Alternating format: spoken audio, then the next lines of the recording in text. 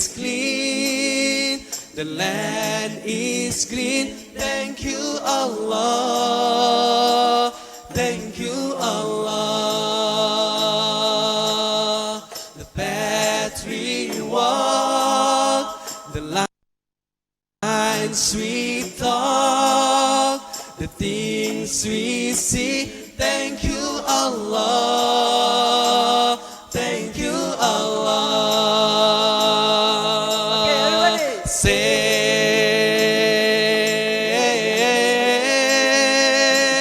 thank you, Allah. بسم الله الرحمن الرحيم والحمد لله رب العالمين والصلاة والسلام على سيدنا محمد النبي الكريم وعلى آله وصحبه أجمعين. Welcome again to the stories of the prophets, peace be upon them. We are continuing this series, sequential. I'm going with history, and we talked about the creation before Adam, and then talked about Adam's creation and how Satan became our enemy, and then how Adam and his wife sinned and they were brought down to earth, and they lived on earth without any sins, worshipping Allah subhanahu wa ta'ala, starting civilization. And the first sin, the first crime, was when the eldest son of Adam, Qabil, Cain, killed his brother Habil, Abel. After that, he did not dare to face his father, so he left with his wife to live in the plains. Adam and the first human community used to live on the mountains. Now he left this community to live alone and start his own community far away from his father and his brothers and sisters and their descendants. Qabil, the eldest son, Cain, and his wife started to reproduce, and they had their own children, and they had their own offsprings and great grandchildren, and soon they became their own community. Because they were away from their prophet Adam and his teachings, and because they started by a sin, killing his own brother, this community gradually became engrossed in sin and wrongdoings, deviation away from the religion of Allah, from God. And they were away from the preachings and the practices of Adam, who told them, his people, whenever something happened, what to do, what is the law of God. Now they started to, Qabil and his own children and community started to invent their own laws. Meanwhile, Adam, who discovered that his son was killed, his son Habil, Abel, was killed, he and his wife Hawa, Eve, missed Habil so much. He was a very good son, very gentle. And so they started to pray to God for another son, just like him. And their prayers were answered. And Hawa gave a birth to sheath. Now, sheath means the good blessings, because he was an answer to a prayer, and he was blessed by Allah subhanahu wa ta'ala, and he was chosen by Allah to become the next prophet after Adam. So Adam taught sheath as much as he can. Adam's knowledge is huge. I mean, God taught him the names of everything. He taught him the origin of all industries, everything. And he's trying to teach his people everything. So he started to teach sheath the knowledge, not only of this earth, but what he has seen in paradise and the heavens, the details of that. And sheath learned as much as he can, and he became a very good leader of his people. When the time for Adam came to die, now the angels descended from heavens and took a human form to show Sheath and his brothers and sisters and the descendants of Adam what to do to their dead ones. Meanwhile, Adam, these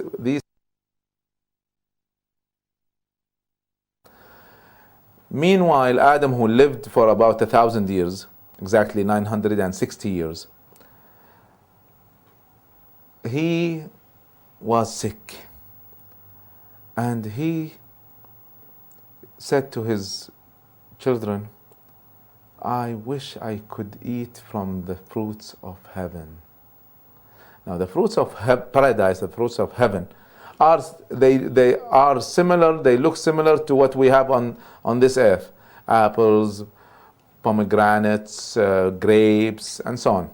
So he said, I want to eat some of these. They were not found in his area. So they said, we will bring it to you. So his sons left in search of these fruits that he described for them. When they left, in the way, just as soon as they left, in the way they met the angels who were taking the human shapes.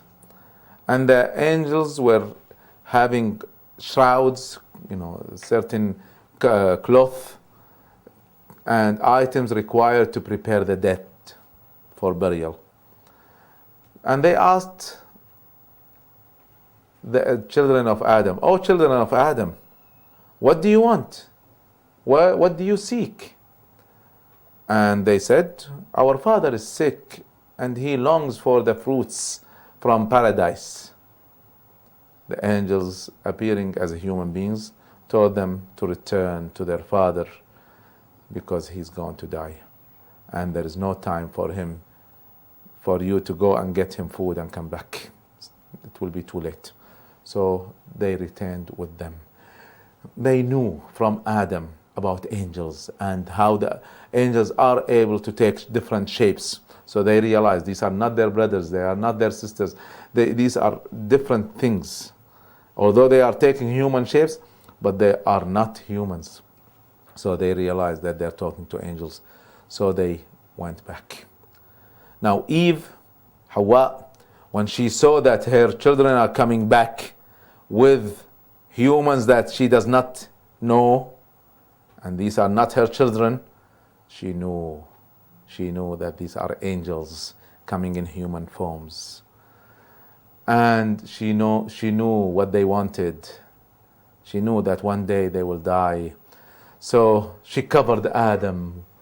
She wanted to prevent them from taking Adam, her love. But Adam, who understood also what was going on, told her, let them do what they have to do. Do not interfere. One day my time has to come.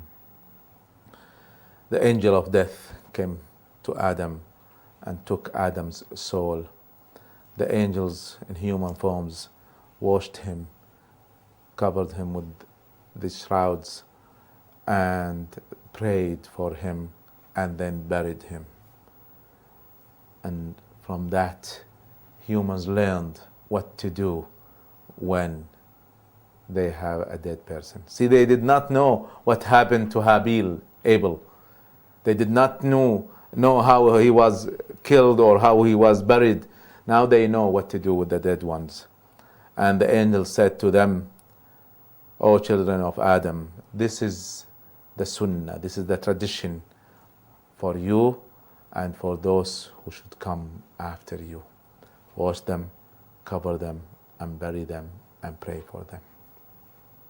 So now, see, in the beginning, everything is taught to humans what to do directly by God through the messengers of God.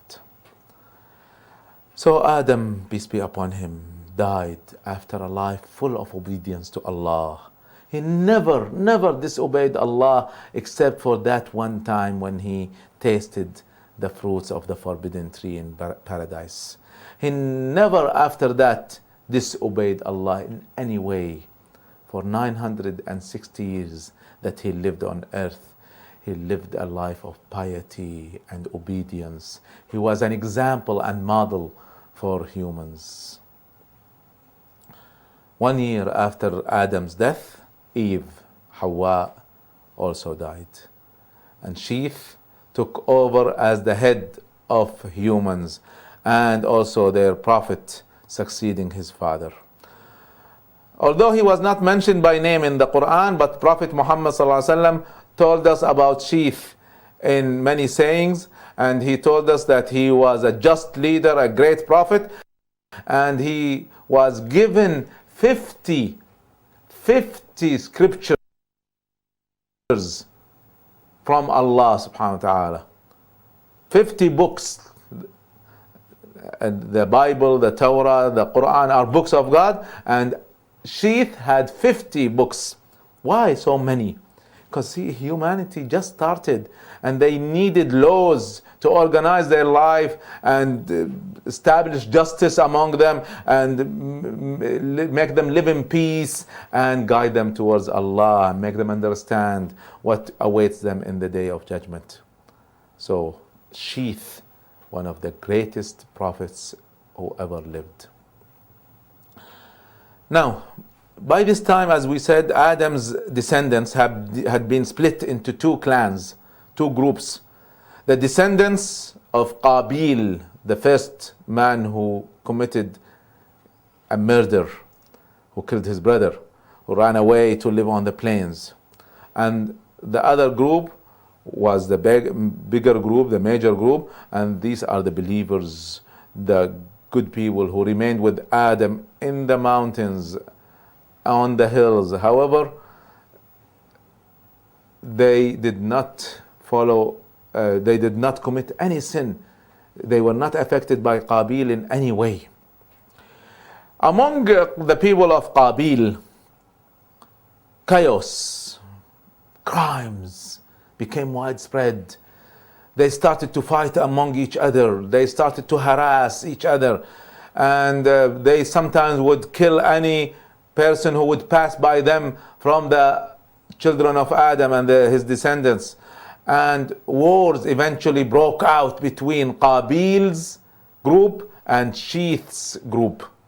And killings became widespread. Many innocent people were murdered. And Adam's descendants saw a period of turmoil and upheaval and instability. Also, something else happened, as narrated to us by Ibn Abbas, the great scholar of Islam. He said, the people who lived in the mountains, the righteous people, the men were handsome, but the women were not good looking. While the group with Qabil on the plains, the followers of Qabil, the Qabil, was the opposite, where the men were not handsome while their women were very beautiful. And Satan used this as his chance to lure the people, the righteous people. The way he did it, as explained by Ibn Abbas, is that Satan, who also had the ability to take forms, took a form of a young man and went and lived among Qabil's descendants on the plains and worked for one of them, and he started to teach them about singing and music and wine, and he started to teach them these things. And he took a horn and started to produce melodies, very beautiful melodies, that people started to gather around him, and he started to show them how to dance and drink wine, and that's how it started. So the people from the mountains soon came to hear these sounds that they have never heard before, and some of them became very curious. And it's very clear that many times curiosity is what lures people into sins. I want to know, I want to see. I'm not going to do anything, I just want to be there. I'm not going to drink wine, I'll just sit with my friends who drink wine. I'm not going to commit adultery, I'll just be with them. But with time, people start to deviate, So deviation starts very small, and then with time becomes like an angle, becomes huge after a while. So they had never heard anything like these musics before, and Satan taught them how to have a festival once a year where they celebrate. They don't work anymore, they just celebrate, and women would dress up and look very attractive and do every sin that is possible. And the people of the mountain on the day of that festival felt that there's something strange going on, and out of curiosity some of them went down and started to look at what's going on. And so they saw this going on, this festival, and they saw this very beautiful woman that they have never seen before. And they started to tell each other about what's going on, about this beautiful woman. And some of them started to sneak into the plains. Now, Prophet Sheath had already given a law prohibiting the people from the mountains from associating and mingling and being with those from the plains. It is forbidden in their law to be with them. Leave aside marrying among them or being part of them. It's a sin just to be among them. But with this curiosity and luring by Satan, many people from the mountains started to mix and disobey the law of sheath. They started to mix with the people from the plains. And the news about the beauty of the woman from the plains spread, and more men from the mountains came down to the plains to see for themselves the beauty of this woman, and then started to share with them in their festivals, and then started to share with them in their sins. And soon the men and women who are now freely mixed started to commit adultery, no marriage. According to Ibn Abbas, he describes this when he is explaining the verse in the Quran, and make not a dazzling display. This is in the Quran. And make not a dazzling display like that of the times of ignorance. The times of ignorance, Allah subhanahu wa ta'ala is referring to the time of Qabil. And dazzling display was what the woman of the descendants of Qabil would do. And Allah subhanahu wa ta'ala is directing the Muslim woman, don't be like them. Don't display your beauty. Be covered and be respected. Now, Sheath tried his best to restore order and ensure that Allah's commands against committing adultery and other sins were observed. But Satan had successfully tempted the men from the mountains with the beauty of the woman and from the woman of the plains, and morality rapidly deteriorated, and adultery and killing and sins became widespread. Now the population from the mountains started to decrease, while the people from the plains started to increase. And with time, the believers and the good doers became the minority, and the unbelievers and the sinners, no, they were not unbelievers, they were still believers, but they were wrongdoers and sinners became the majority. This situation remained, and Sheath died, and a new prophet was chosen among the people of Sheath, and his name was Idris, who was a descendant from the prophet Sheath. He was the son of Yarith, the son of Mihla'il, and the son of Qaynan, who was the son of Anosh, and who was the son of Sheath. So Idris, who was born while Adam was still alive, is the 5th generation of Sheath. And Idris, who lived for 126 years before Adam died, lived close to 1,000 years. 126 years at the time of Adam, while Adam was alive, and the rest of the 1,000 years were after Adam died. And he managed to see his next 6 generations before he died. After Sheath died, Idris took over as the new messenger, and he became the 3rd prophet after Adam and Sheath.